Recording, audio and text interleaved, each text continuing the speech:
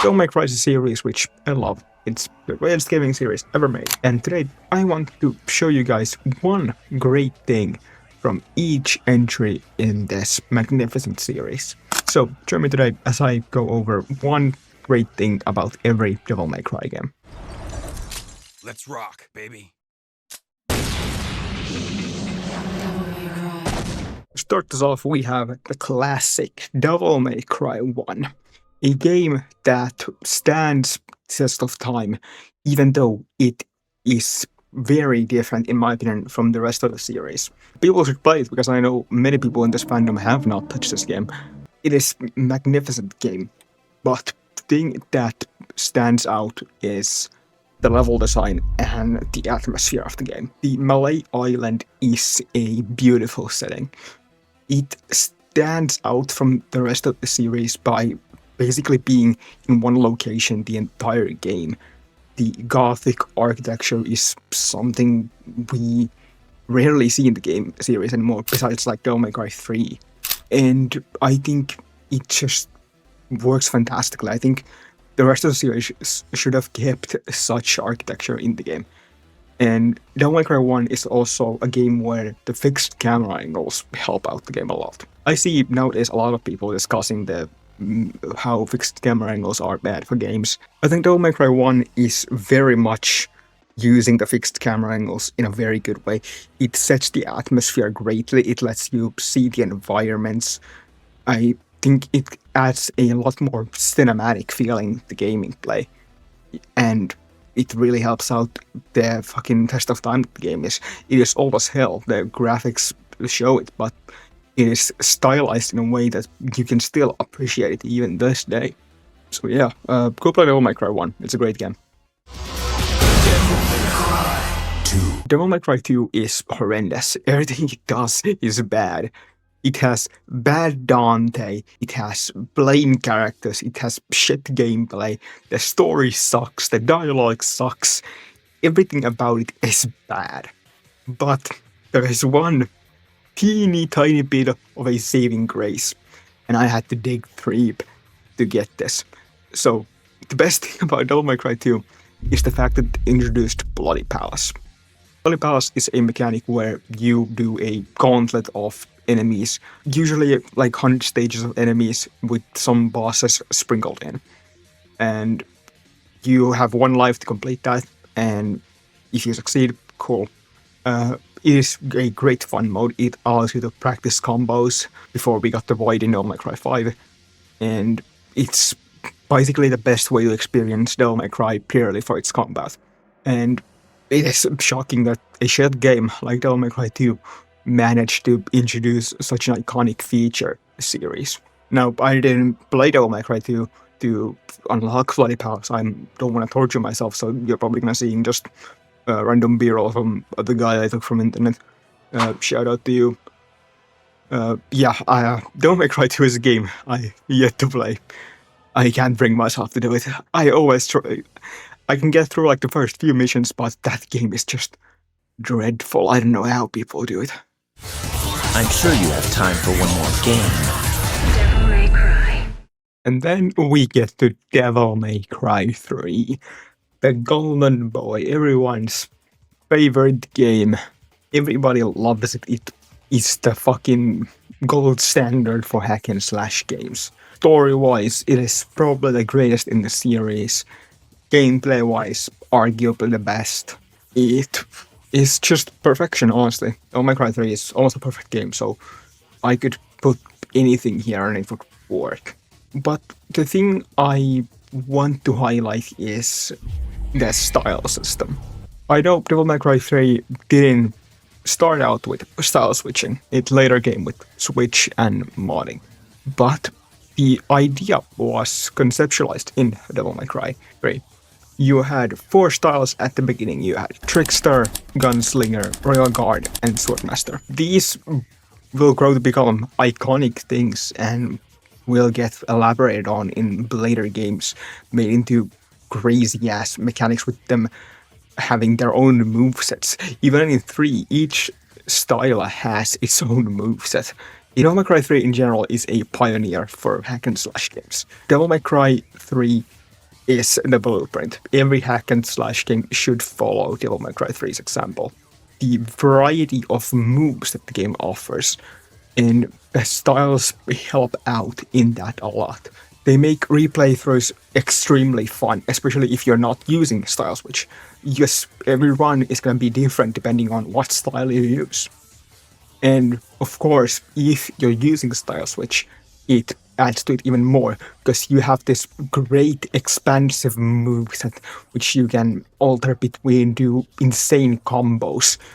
And I think Devil May Cry 3 is goated because of that.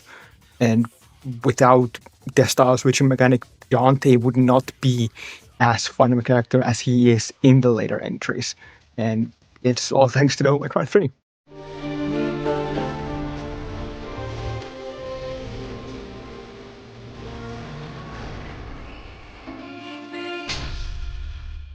And then we got Devil May Cry 4, arguably the most overlooked game in the series. Probably because the game is unfinished.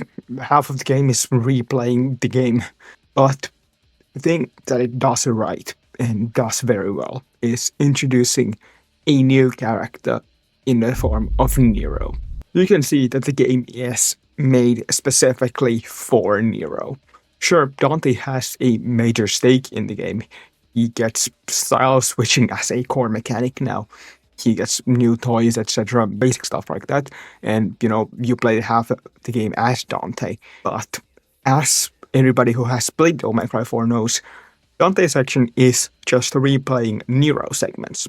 The game is specifically tailored for Nero. Nero is the best counter for every enemy. Nero is the strongest character in the game, aside from Virgil, of course. And Nero is a great character in my opinion. Nero is made to be a legacy character. At the time, legacy characters were a big thing. And Nero was supposed to be the younger generation's Dante, now that Dante is a bit older. And I think Nero works great as that kind of archetype. He's angry, he is fucking hot-headed, his moveset is simple. Nero's moveset isn't very complex, it's kinda weak compared to Dante's, if we're being honest. It's not nearly as expansive. And his main gimmick of skill comes from learning how to max act, doing the perfect frames. But his whole key revolves around the Devil Bringer that he has. And I think adding command grabs to Devil May Cry was fun. And that being Nero's unique shtick is great. It adds a new thing to the gameplay, and every enemy having their own unique death animation for Nero when he grabs them is, in my opinion, fucking amazing, and something they didn't even need to do, but they just did it for the love of the game. And the way Nero gets expanded on more in Devil May Cry 5 is great. Nero being a legacy character is fun. And I think Nero is also very overhated as a character, thanks to the deadweight meme. Like, it is lore-wise meant to be that he is weaker than Dante, that he can't fully keep up with them. But I think it just makes his character also more interesting. And you power up as him as the game goes on. You get your own devil trigger in the form of Yamato. They really weren't subtle about him being very scared, by the way, holy shit. But yeah, overall, Nero is fun. Nero is the greatest addition to Devil May Cry 4. And honestly, the game could have been just about him, and it would have been maybe better, because then they could have made a full game with everything rolling on Nero and finished the level design in that game. My name is Dante.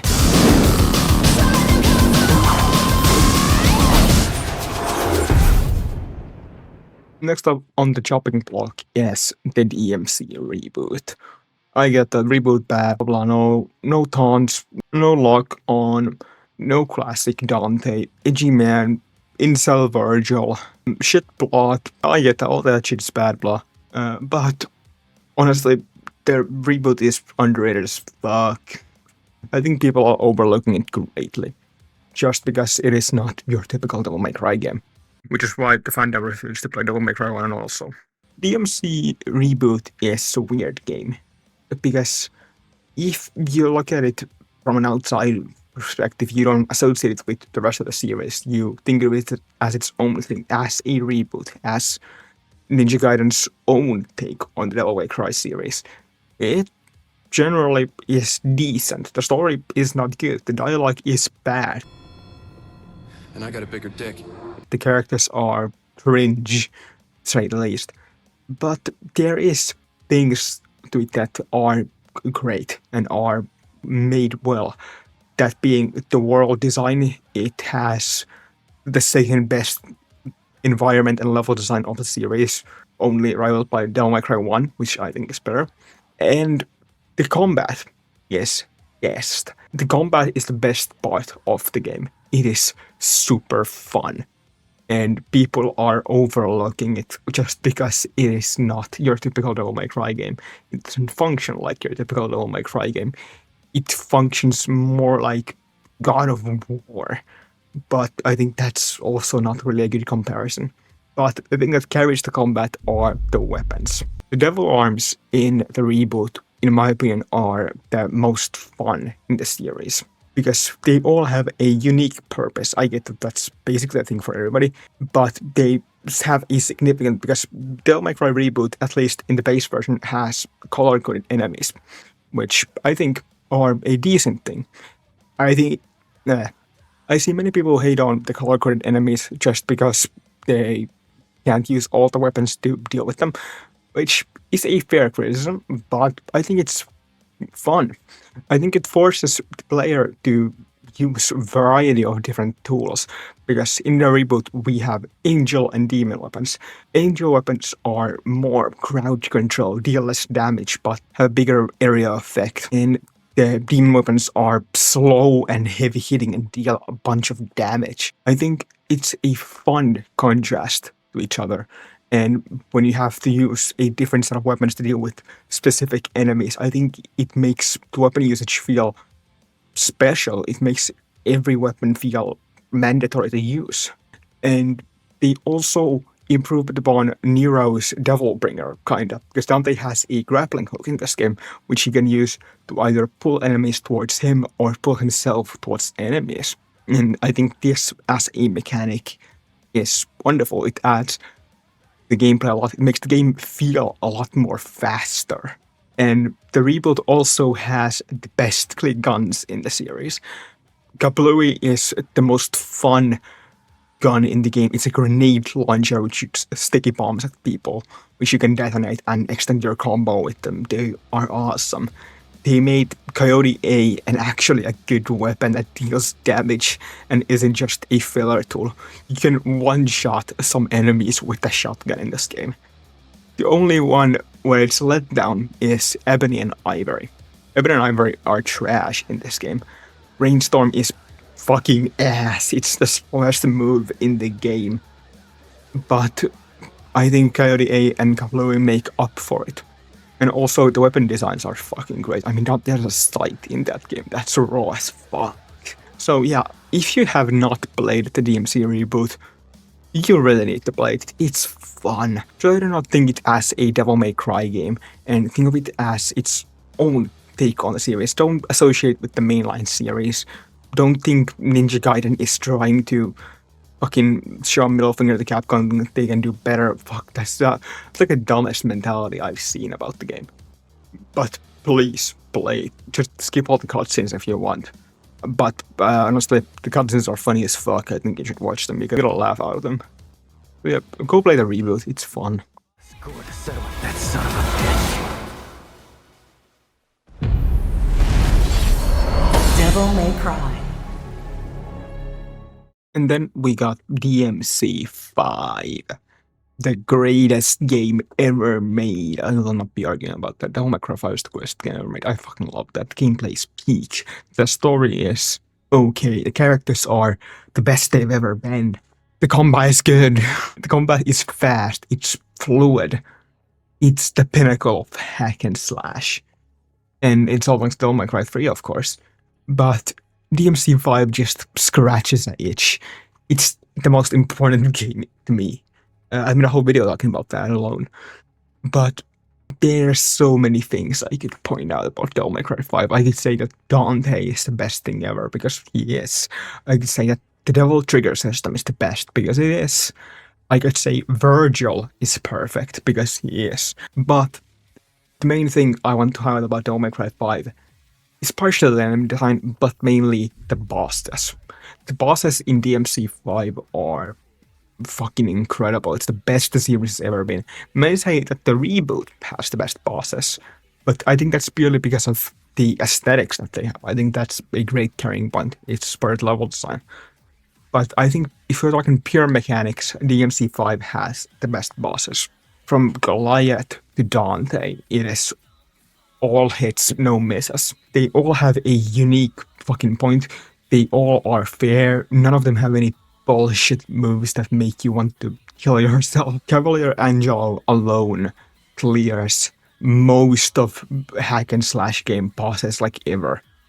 And holy shit, don't get me even started about Virgil. Virgil having a two-phase boss fight with the first one you play as Dante and the second you play as Nero, and both are tailor-made to each other.